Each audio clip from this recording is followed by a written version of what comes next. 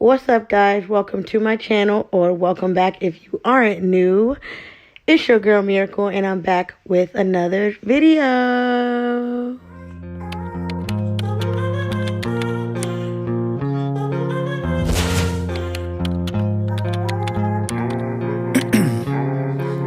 Ice in my veins, I've been driving this train. Years in this lane, there's no stopping this flame, cause Alright, guys, I'm going to start off by showing you what you all will need to clean your belly button piercing. You're going to need some antibacterial soap. I'm using Soft Soap brand. Then also you're going to need the saline solution or salt water. I will link this one down below. I got it from Amazon, and it wasn't that expensive at all. Next, you're going to need some Q-tips. I just got a couple extra just in case, like, if there's pus or anything coming out. But you'll need some Q-tip. You'll need 2 rags. I didn't show the other one, but you'll need 2 rags. 1 for washing and 1 for drying. 2 clean rags, of course. Okay, so the first thing before you do anything, after you get your products, of course, is you're going to wash your hands. Normally I like either saying the ABCs twice in my head just to make sure that my hands are, sanitized, because you're touching a new piercing and you don't want it to like get infected or anything like that. So yes, you always want to wash your hands. Soap, get up underneath your nails, in between your fingers. Y'all know how to wash your hands.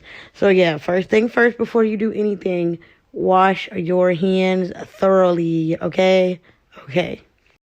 Alright, so now you got rag number 1. You're going to wet it with just plain, warm, hot water, whatever you want to use. And you're going to clean inside your belly button, around your belly button piercing, all around the actual belly button ring by pushing up on the bottom ball so you can clean like the bar. And again, the first time you're just going to do it with plain hot or lukewarm water.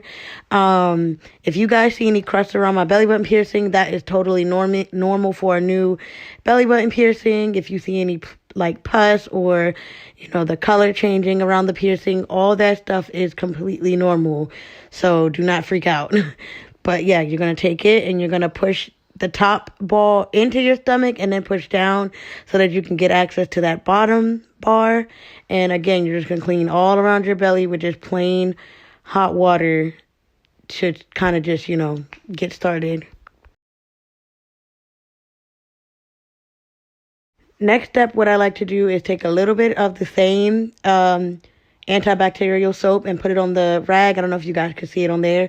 And you're going to do the same thing. You're going to wipe your belly and your belly button, push up on the bottom ball, and clean all around there. All on the bar, all on the piercing, all on the jewelry. And you're going to do the same thing for the bottom ball. This time, like I said, with soap. And then, of course, you're going to wipe the soap off or whatever the same exact way. So in this clip, I have already, cleaned the rag, like cleaned the soap out the rag. And I'm just using hot water again to go back and clean all the soap off that I just, put on there in the last clip by pushing on the ball. Same thing, same process. You also want to make sure you definitely get that bottom ball because the bottom ball is a lot bigger. Okay, so once all the soap is completely off, you're going to take your second rag, which is going to be your drying rag. It should be completely dry, nothing in it. And you're not going to scrub and go all in. You're just going to pat it dry because you don't want to irritate your piercing and you don't want to cause yourself pain. But you're going to pat it dry all around the ball, inside your belly button, wipe off your stomach completely, and just make sure there's no soap, water, any type of residue left over so that it doesn't like get inside the piercing itself. Here comes the fun part. You're going to take your saline and you're going to take your Q-tip, okay? Of course, you're going to open it and you're going to spray one end of the Q-tip. I normally do one end for each side. So like this particular end that I just sprayed, I'm going to use it for the top ball and the top ball only so that, you're not transferring any bacteria from the top to the bottom. But yeah, I'm trying to get a good angle for you guys. But basically, I pushed up on the bottom and I cleaned all around. I cleaned the piercing, the bar, where it's crusting at, which is, again, normal. I cleaned all in there. And like I said, you always want to make sure you push up on it. Not too hard, but just enough to see the bar. Now, I feel like my bar is too short, and I did end up ordering some longer bars. But however, I can't change it out for another few months, so I have to just work with it. But yeah, so you're going to continue to do that all around the top.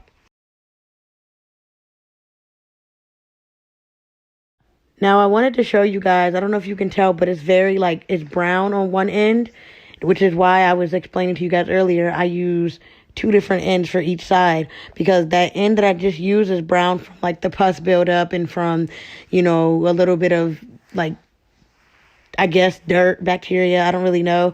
But this is why I use one end for the bottom and one end for the top.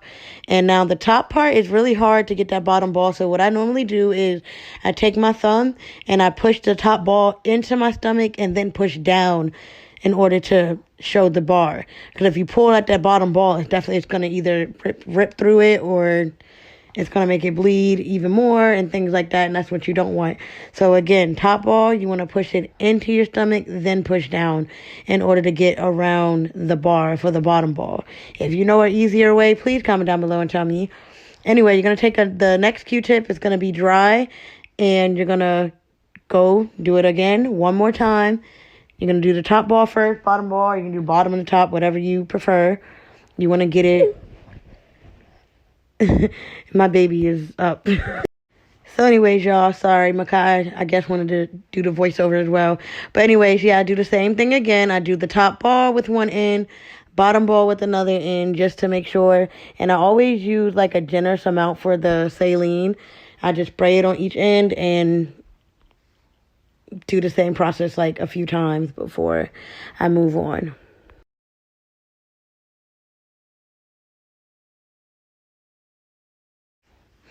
All right, y'all. So it started to sting or whatever, and it wasn't like a crazy pain, but it was just a normal sting.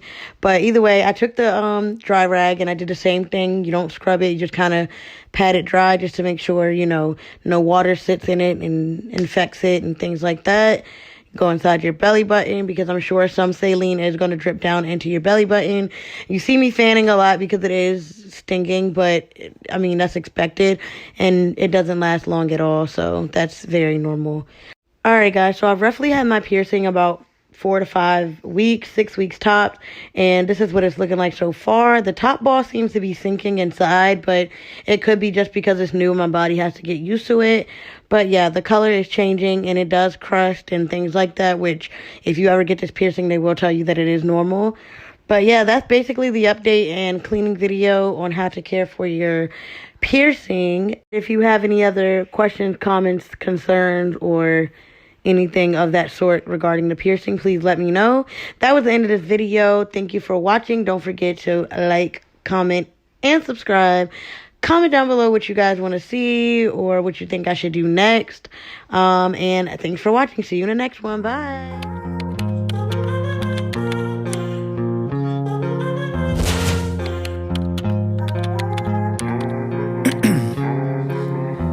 In my veins, I've been driving this train, years in this lane, there's no stopping this flame, 'cause I